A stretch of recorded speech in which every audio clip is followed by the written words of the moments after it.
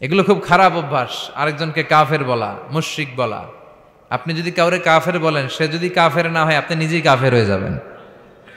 ফতুয়া দেয় তুই কাফের, তুই কাফের, তোর নানা কাফের, তোর পীর সাহেব কাফের, তোর এই কাফের পীর সাহেব মারা গেলে যেখানে কবর দিবে ওই কবরের উপরে যে ঘাস জন্মাবে, ওই ঘাস যে গরু খাবে, ওই গরুর যে দুধ খাবে, ও কাফের।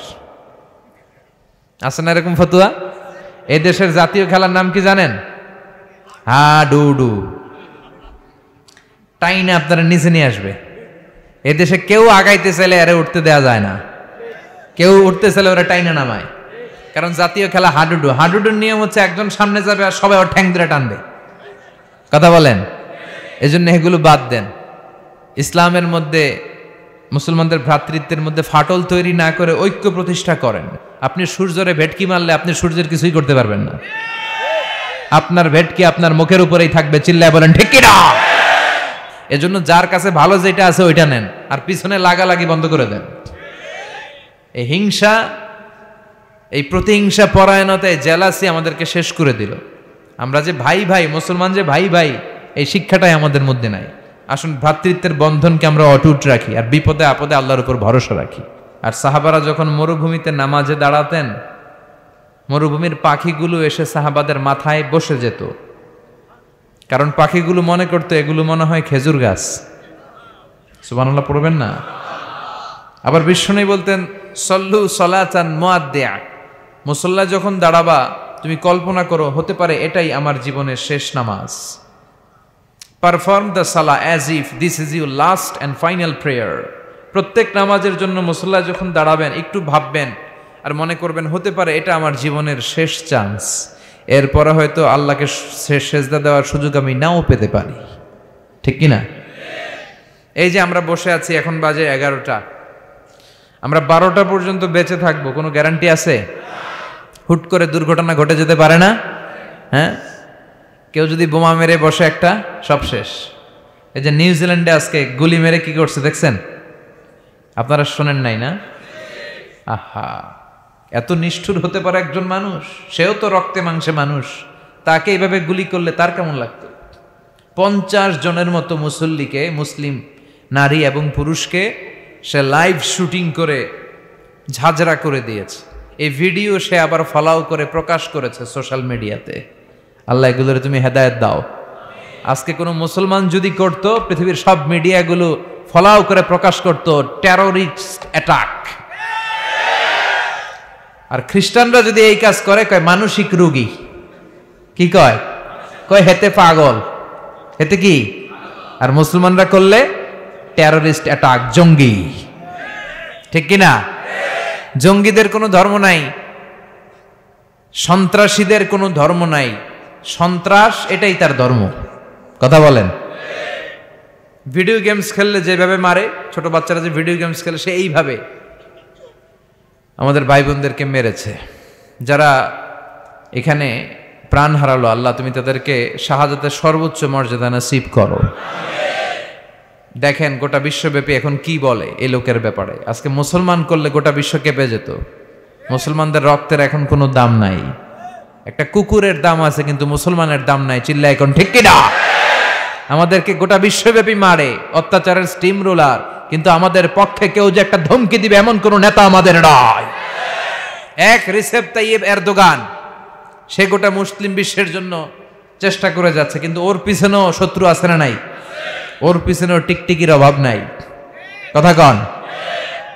আমাদের কোনো কম্বাইন্ড মিলিটারি নাই। 50টারও বেশি মুসলিম দেশ, আমাদের একটা যৌথ সেনাবাহিনীর দরকার ছিল কি ছিল না? আমাদের যদি যৌথ একটা মিলিটারি থাকতো, পৃথিবীর কোথাও মুসলমানরা আক্রান্ত হলে, কেউ এসে আক্রমণ করলে আমাদের মিলিটারি সেখানে যে প্রতিরোধ গড়ে তুলতো। চিল্লা এখন ঠিক কিনা? লিডারশিপ নাই, সেন্ট্রাল লিডারশিপ নাই, আমাদের কেন্দ্রীয় কোনো মিলিটারি নাই। গোটা বিশ্বব্যাপী আমরা মার খাই। উই আর ওয়েটিং ফর আল ইমাম আল মাহাদি। ইমাম মাহাদি আসার আগ পর্যন্ত কেউ আমাদেরকে একত্রিত করতে পারবে না। এজন্য যারা আজকে নিহত হলো নিউজিল্যান্ডের এই মসজিদটাতে, আল্লাহ তুমি তাদের জীবনের সবগুলো গুনাহ মাফ করে দাও। তাদেরকে জান্নাতের উচ্চ মাকাম তুমি নসিব করো। সম্মানিত ভাইয়েরা, বলছিলাম কোরআন এমন একটা কিতাব যে কিতাব অন্ধকার থেকে মানুষকে আলোর দিকে নেয়, ঠিক কিনা? আলোর দিকে নেয়। আর বক্তব্য হওয়া উচিত খাটো, সালাত হওয়া উচিত লম্বা। সাহাবারা যখন সালাত পড়তেন পাখি এসে মাথায় বসতো, আর পাখি কি মনে করত? এটা খেজুর গাছ। সাইয়েদনা আলী রাদিয়াল্লাহু তাআলা আনহুর পায়ের ভেতরে তীর ঢুকেছে, যুদ্ধে জখম হয়েছে, উনি তীর বের করতে পারে না।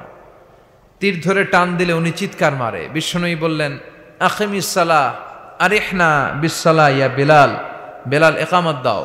আরেক সাহাবীকে বললেন, তুমি লুকিয়ে আমরা যখন নামাজ পড়ব তুমি আমার মেয়ের জামাই আলীর পা থেকে টেনে তীর বের করবে। বিশ্বনবী যা বললেন সে তাই করলো। নামাজ চলা অবস্থায় সাইয়েদনা আলীর পায়ের কাছে যে টেনে তীর বের করেছে, ফিনকি দিয়ে রক্ত বেরিয়েছে, কিন্তু সাইয়েদনা আলী টের পায় নাই। উনিও নামাজ পড়ে, আমরাও নামাজ পড়ি, আমাদের নামাজের মধ্যে কোনো খুশু নাই, খুদু নাই। আল্লাহ বলেন, ক্বাদ আফলাহাল মুমিনুন আল্লাযীনা হুম ফি সালাতিহিম খাশিউন, successful indeed are the believers who offer their 5 times salah with full of solemnity and submission. সফল তারা, ঈমান এনেছে যারা। তবে ওই মুমিন যারা নামাজে যখন দাঁড়ায় তাদের অন্তরে ভয় থাকে কার? আমাদের নামাজে তাড়াহুড়ো আছে না নাই? অনেকে দেখবেন যে রুকু থেকে সোজা হয়ে দাঁড়ানো এটা ওয়াজিব, অনেকে রুকু থেকে কোন রকম মাথা তুলে সেজদায় দৌড় মারে। দুই সেজদার মাঝখানে ধীরস্থিরভাবে বসা ওয়াজিব, অনেকে একটা সেজদা দিয়ে কোন রকম মাথা তুলে আরেক সেজদায় দৌড় মারে। আছে না নাই? টেকনাফে বোধহয় এগুলো নাই, আছে? এগুলো করা যাবে?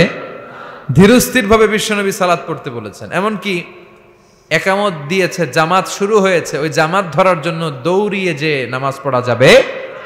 নো রাশিং ইন সালাত, নো হ্যাস্টিনেস ইন সালাত।